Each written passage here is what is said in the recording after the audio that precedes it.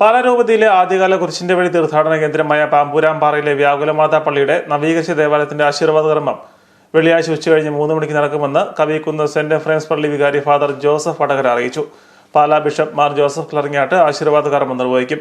പാലാരൂപത വികാരി general Joseph തടത്തിൽ കുർബാന അർപ്പിക്കും. തുടർന്ന് കുരിശിന്റെ വഴി പ്രാർത്ഥനയും നടക്കും. 1930 പാമ്പൂരാംപാറയിൽ സ്ഥാപിതമായ കുരിശിൻ്റെ വഴി കേരള പ്രദേശത്ത്